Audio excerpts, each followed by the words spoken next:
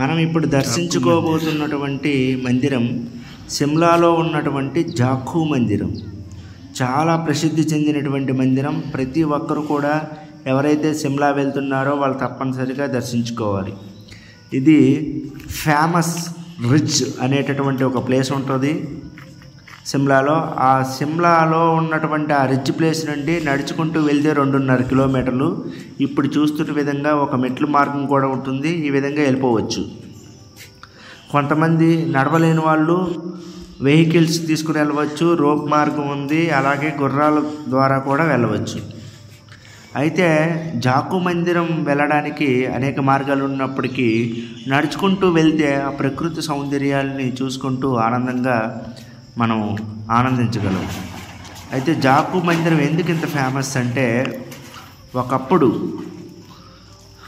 శ్రీరామచంద్రుడి తమ్ముడైనటువంటి లక్ష్మణుడు మేఘనాథుడితో యుద్ధం చేసినప్పుడు ఆ యుద్ధంలో మూర్ఛపోతాడు. లక్ష్మణుడిని మళ్ళీ చలనంలోకి తీసుకురావడానికి హనుమంతుడు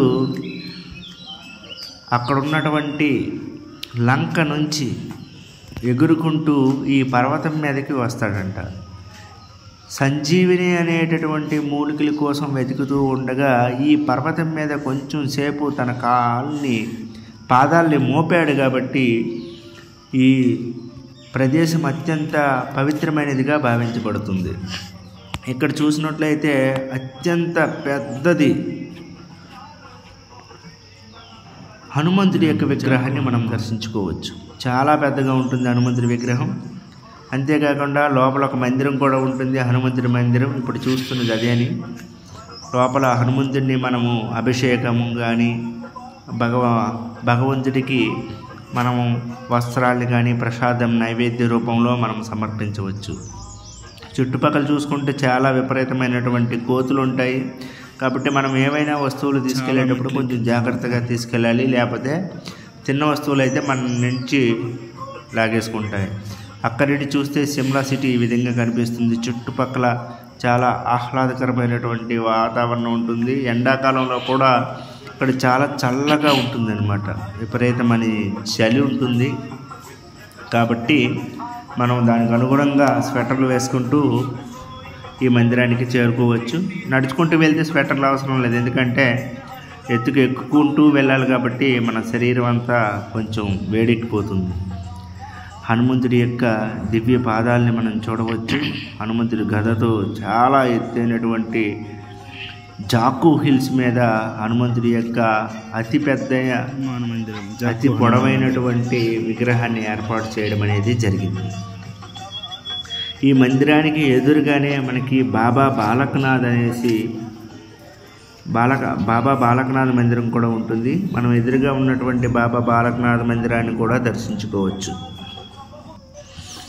ఇది సిమ్లాలో ఉన్నటువంటి అతి ప్రాచీనమైన అతి ప్రసిద్ధి చెందినటువంటి మందిరం.